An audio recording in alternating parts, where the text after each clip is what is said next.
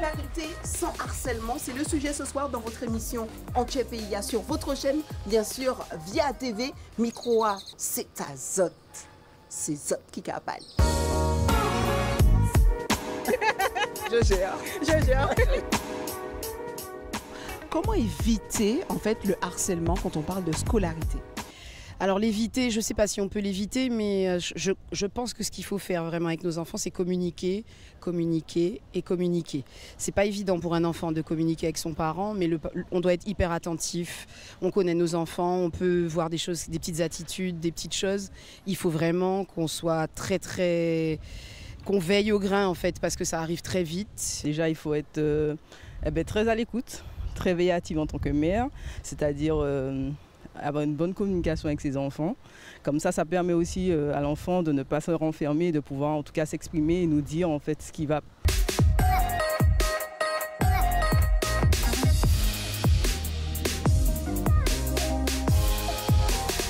Je connais un peu ce genre de sujet parce que je l'ai un peu vécu au lycée, au collège par rapport à ma situation, mais je pense qu'il faut en parler, il faut surtout se confier à des personnes qui ont l'oreille et faire beaucoup d'interventions aussi.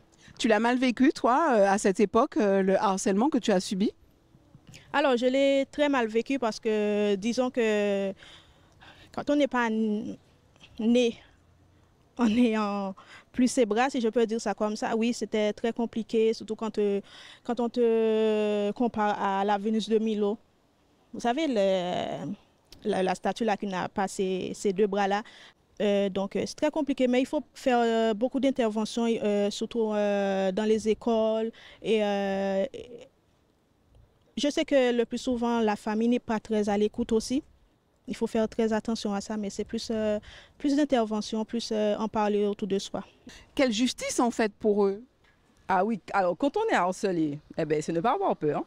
Ne pas avoir peur et espérer que... Parce que mon fils a vécu un truc comme ça dans son école, je me souviens. Très sournois peut-être? Alors c'est pas lui qui a vécu. Il n'a pas l'air de savoir de quoi vous parlez. Non, c'est pas lui qui a vécu, mais en tout cas il avait bien aidé quelqu'un et ça m'avait plu parce qu'il est très comme ça. Donc que les camarades soient toujours en alerte, qu'il n'ait pas peur d'aller dénoncer, de dire et de se retourner vers les adultes parce que être harcelé c'est pas évident. J'ai l'impression que c'est une maman si son enfant... Ah, maman, vous êtes qu'à débâcher, comme on dit chez nous. Déjà, il faut que le chef d'établissement soit debout derrière ça, parce qu'ils se lèvent un peu trop vite les mains, je trouve. Par moment, ils ne sont jamais au courant de ce qui se passe, ils ne sont jamais sûrs d'eux, ils ne savent jamais c'est qui, ils sont derrière leur bureau et puis c'est terminé. Ils n'ont pas vu venir. Mais pour tout ce qui s'est déjà passé, je pense qu'ils devraient quand même prendre des mesures à chaque rentrée, faire des réunions, je ne sais pas comment dire, pour sensibiliser les jeunes par rapport à ça. Les enfants sont tellement silencieux, ils se mettent en mode protection en fait. Et on peut mettre du temps à se rendre compte que notre enfant est harcelé. Donc c'est pour ça qu'il faut au quotidien être vigilant. Comment tu as passé ta journée? Est-ce que tu as des copains? Communiquer sur toute leur vie à l'école parce qu'ils peuvent mettre beaucoup de temps à le dire en fait. C'est quoi le harcèlement? Déjà, il y a plusieurs formes d'harcèlement. Il y a physique, il y a moral. Donc, du coup, il faut savoir déceler. Déjà, dès que la personne vous dit, par exemple, qu'il ne veut pas, d'arrêter de se moquer, voilà. Il faut vraiment observer, en fait, tout ça. Vous communiquez avec vos enfants? Bien sûr, moi d'entrée, je leur dis s'il y a un problème, de ne pas hésiter à venir m'en parler, voilà. Devenir harceleur, c'est très rapide. On taquine, ça commence par des taquineries, mais on peut devenir très vite un harceleur et il faut communiquer avec nos enfants dans ce sens-là aussi. Ils peuvent être harcelés, mais il ne faut pas qu'ils deviennent harceleurs non plus. Comme les gens ne sont pas habitués, par exemple, ils me voient tenir comme ça là. Non, ça va tomber. Non, ne vous inquiétez pas. Je gère. Place à notre invitée Marie-Jean-Marie. Elle est présidente de l'association J'aime Jade, une étoile dans la nuit en cette période de rentrée scolaire. Et oui, coup de projecteur sur le harcèlement. Madame Jean-Marie, comment allez-vous? Ça va, Régine? Peut-être que les téléspectateurs se disent, eh ben dis donc, il est tôt, hein, ça commence bien cette année scolaire. Yusa Kapale nous dit harcèlement, vaut mieux prévenir que guérir. Nous sommes tout à fait. On est d'accord? Nous sommes tout à fait d'accord. Surtout que nous sommes vraiment dans la prévention à l'association J'aime Jade. Ça fait déjà des années. Ça fera 7 ans que l'association a été créée. Le 29 décembre 2024 donnera 7 ans. Un long chemin parcouru, de belles victoires. Aussi. des choses pas très faciles à digérer. Mais aujourd'hui, nous pouvons dresser un bilan assez satisfaisant, tant au nombre d'élèves vus qu'au niveau des partenariats avec public-privé, au niveau de reconnaissance, puisque nous avons été quand même invités à l'ONU l'année dernière. Nous sommes à nouveau invités à l'ONU, cette fois-ci à New York cette année. Donc le travail est valorisé et je remercie beaucoup mon équipe pour cela. Vous avez porté ce mot harcèlement en lumière et vous avez fait vraiment un combat pour que ça n'arrive plus. L'association, c'est J'aime Jade, une étoile dans la nuit.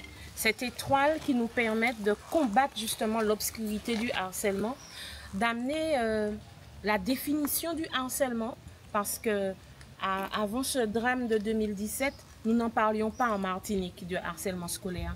Et la création de cette association, sa vulgarisation sur le territoire dans les établissements scolaires a permis d'éclairer sur la notion et la définition du harcèlement scolaire. Comment ça se passe? Comment c'est accueilli? Est-ce que vous êtes entendu, écouté? Et du coup, au niveau aussi du rectorat, est-ce que vous êtes accompagné? Alors, nous allons commencer par la fin. Le rectorat, s'il est vrai que nos relations étaient difficiles à la création de l'association, petit à petit, le temps aidant, les équipes ayant changé, et puis l'action de l'association sur le terrain a démontré vraiment que nous étions dans une mission de cohésion avec les institutions publiques. Et aujourd'hui, nous travaillons vraiment main dans la main avec la cellule harcèlement du rectorat, avec Madame la rectrice, qui aujourd'hui nous fait confiance et avec lesquelles nous partageons des actions. Les élèves, petit à petit, nous envoyons entre 1600 et 2000 par an, selon les années scolaires, de Morne-Rouge à Sainte-Anne, n'est-ce pas? C'est à la demande des établissements scolaires.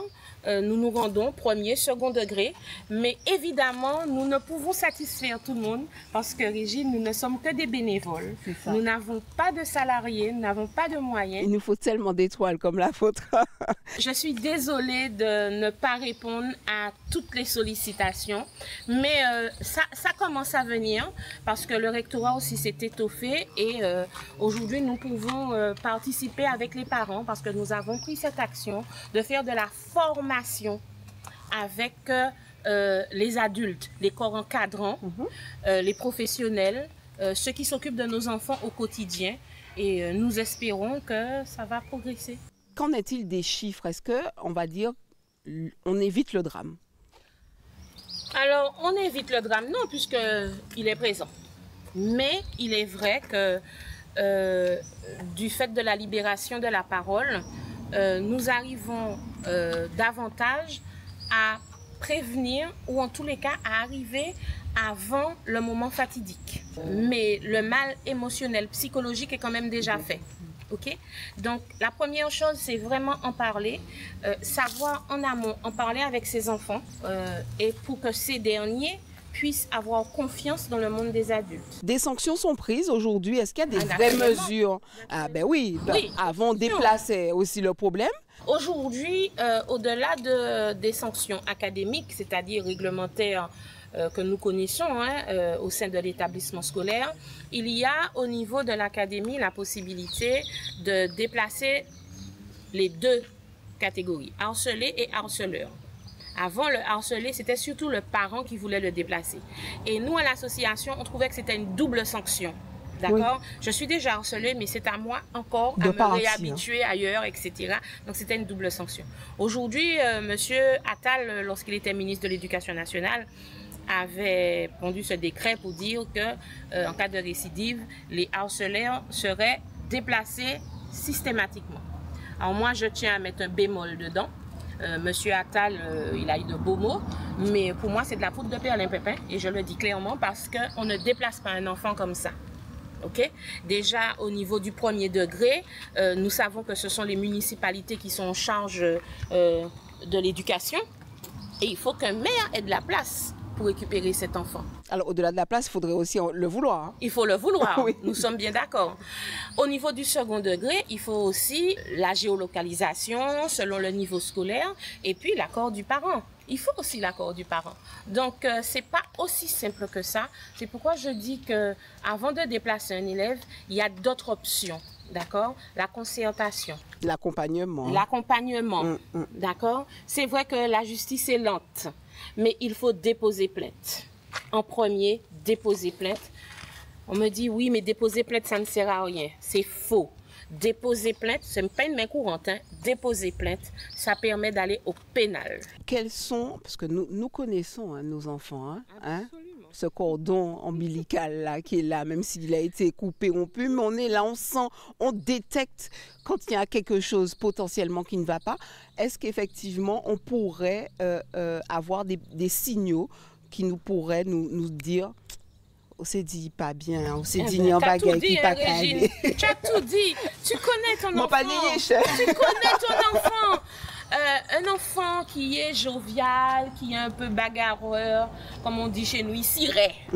Et brusquement, qui se renferme sur lui-même. Il y a quelque chose à se poser. Un enfant qui demande très souvent, ou qui se met en colère. Qui a l'habitude peut-être d'être brillant aussi à l'école et chute des notes. Mais il y a aussi d'excellents acteurs et actrices. Oui. Et on ne voit rien. C'est pourquoi... de par mon expérience, je dis aux parents, ne justifiez pas le comportement de votre enfant uniquement sur ce qu'il vous dit.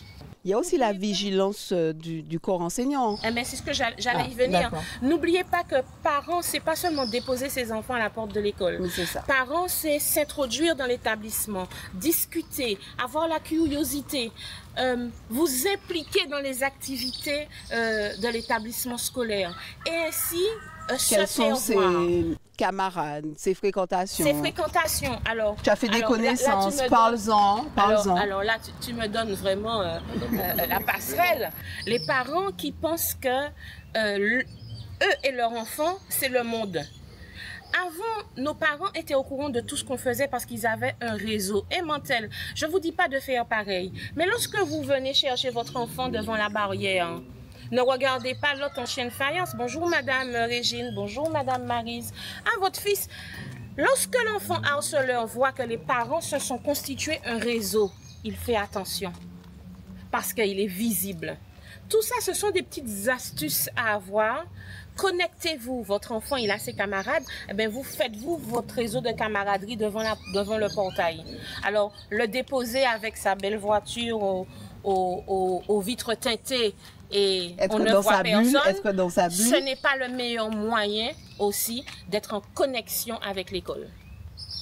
Est-ce que sans être donneur de leçons. J'ai envie de dire que c'est une belle chute pour clôturer ce sujet. Vous leur dites quoi? Alors moi, je leur dirais, chers parents, dans quelques jours, la rentrée, au-delà du beau sac que vous regardez, dans lequel vous mettez le cahier, pensez à prendre quelques minutes pour parler avec votre enfant, pour lui parler de bienveillance, de tolérance, de respect de l'autre. Et vous, jeunes adolescents, qui irez sur le chemin du collège, du lycée, n'hésitez pas à regarder vos camarades, à prendre soin les uns des autres et vous dire que tout peut arriver, mais tout peut s'arrêter également. Alors, bienveillance, tolérance, respect doivent être des mots accolés à la réussite et au succès qui, j'espère, seront les vôtres. Merci beaucoup, Maryse Jean-Marie, présidente donc de l'association J'aime Jade, une étoile dans la nuit. On peut et on pourrait passer une scolarité sans harcèlement. C'est possible. Oui, c'est possible si tout le monde y met du sien. Merci beaucoup à vous, téléspectateurs, de nous avoir suivis. On se retrouve demain, toujours sur votre chaîne Via TV. Émission Tala, c'est à Zot Ipati pour une nouvelle saison. C'est Zot qui capaille.